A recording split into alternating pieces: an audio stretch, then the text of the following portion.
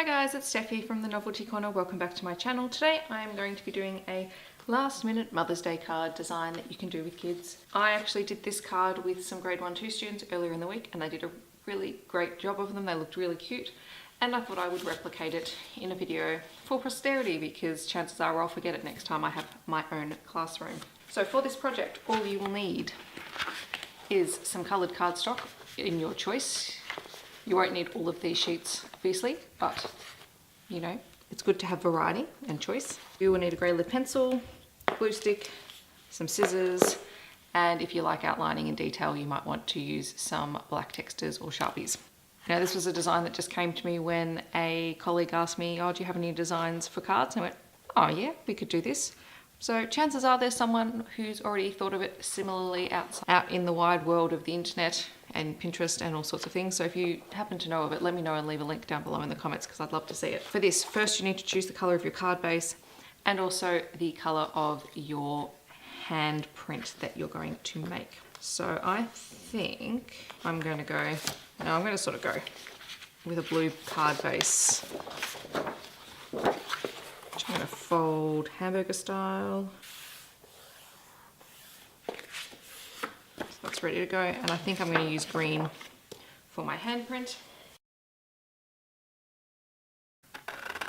One tip I did tell the kids was when they were picking their colours for their handprints, they had to pick them in pairs. So 2 people had to want the same colour.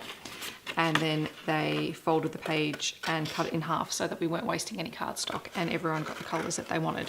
And the beauty of that is if there's anyone who wants a different colour that no one else wants, or if there are an odd number of students who want the same colour, you end up with the scrap paper, which we pulled at the end for the second part of this card.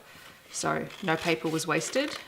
And we actually didn't have to pull back from the clean, brand new paper pile either. Just going to round the end. Now, I also told the kids to keep these scraps because these come in handy too. So now we have our handprint. And we're going to turn this sort of into a flower vase, which is, you know, just a variation on a theme of a lot of Mother's Day craft ideas that are out there. The beauty of stuff like this is you can have similar ideas and then put your own little spin on it. And I flipped my handprint over so I couldn't see the pencil lines, although you can have kids erase them if you want to or whatever you like. Some kids don't really care.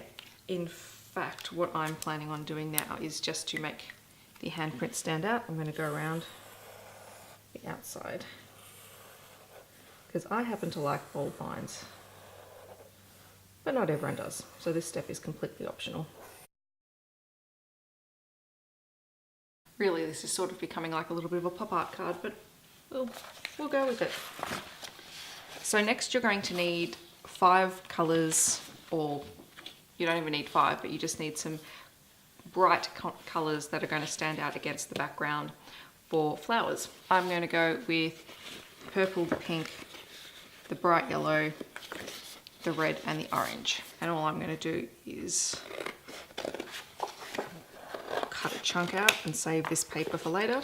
Like I said, if you've got scraps left over from the handprints, these are the perfect size for kids to use because all we're going to do is draw some scrappy flowers on them.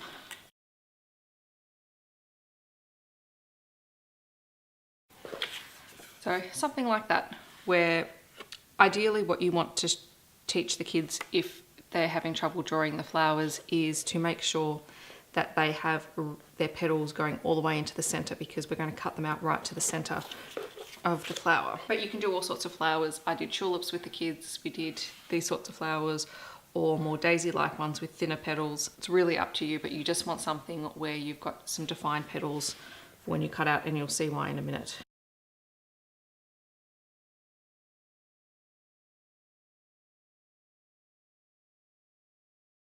The beauty of the scrappy flower design is that the kids are allowed to make mistakes and no one is going to judge them. So do point that out to them.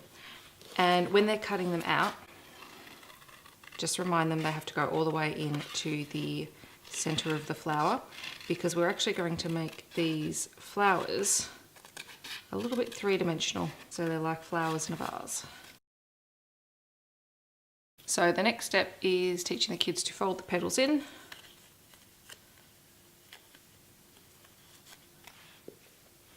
And then we stick them down. So the focus can be really on just showing the kids where to put their glue as well, so that it does stick up. And yeah, you get to talk about dimension. So I'm going to cut out the rest of these flowers and then I'll show you the final step.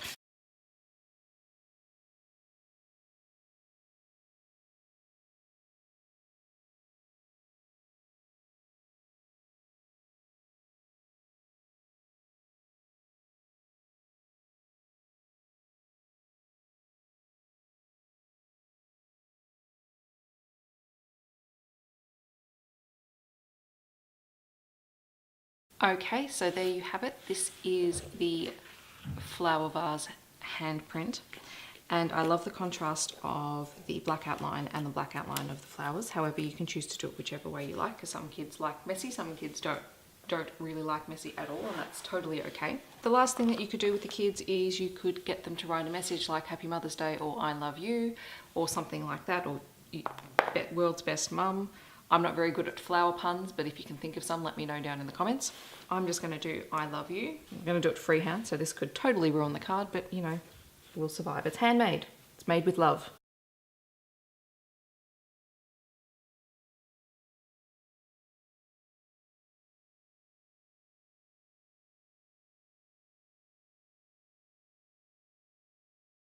And that's it, that's the finished card. You've got the little 3D bouquet, which is super simple and easy for kids to do. There's no photocopying involved. If you walk them through step by step, they can easily draw flowers. Some alternatives to the flowers, you could of course do hearts and fold them in the middle and have them sticking up a little bit. You can put different reasons why mum is fantastic on the fingers or in the flowers or in the hearts.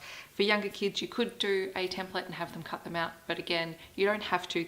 Little kids are really capable of creating something from scratch if you walk them through step by step.